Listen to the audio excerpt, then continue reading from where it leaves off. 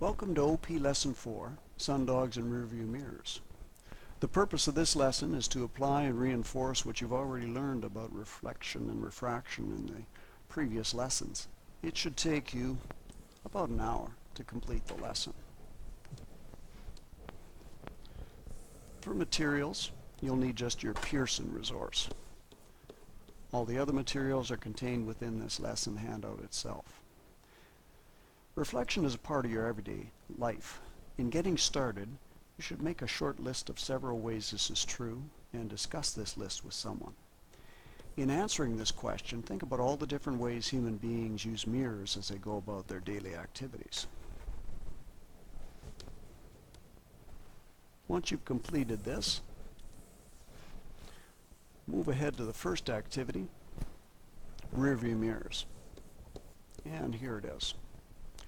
By using the Science Journal template on the pages that follow, you'll want to diagram an overhead view of a convertible car showing the workings of a rearview mirror.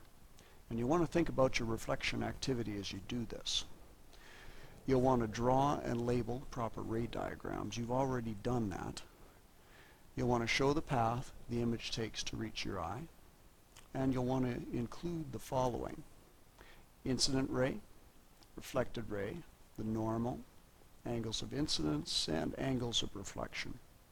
Before writing your response, you should review the handout, How to Write a Journal Response.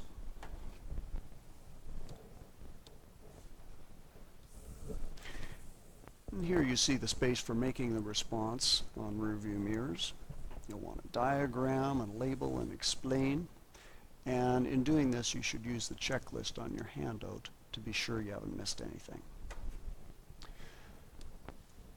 Once this is done, you'll want to move on to Activity 2. Activity 2 has to do with something known as sundogs. Living in Saskatchewan, we sometimes see the phenomena known as sundogs. This is especially true in winter. The sundogs appear because of refraction. If we have the sun shining brightly in the winter sky, something like this, we sometimes see the sundogs on either side, something like that. You'll want to read about sundogs in your text. That's on Pearson, page 138. And be sure to view the picture on the same page. Then you'll want to read the fact sheet on the following page of this lesson. You might want to record your notes on a graphic organizer like the one illustrated on this page. Let's take a quick look at that graphic organizer. There it is if you'd like to use it. On the Science Journal handout, you'll want to use a combination of diagrams and words to explain what you've learned about sundogs.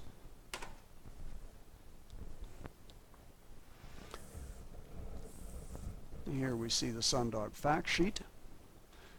Read this over carefully. And once you've done that, you'll be ready to make a response to this, telling us how sundogs work, diagramming and explaining, and being sure to use the term refraction, because after all, sundogs are all about refraction. That will bring you to the end of Activity 2.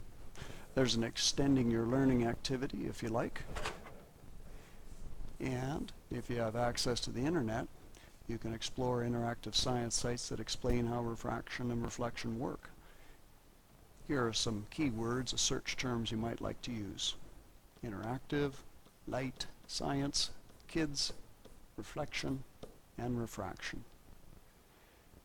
And when you've finished all of these activities, it's time to check your understanding by having someone at home go over your responses with you. Use the How to Write a Journal Response handout as a guide, and discuss the rubric that you find in the Journal Response handout.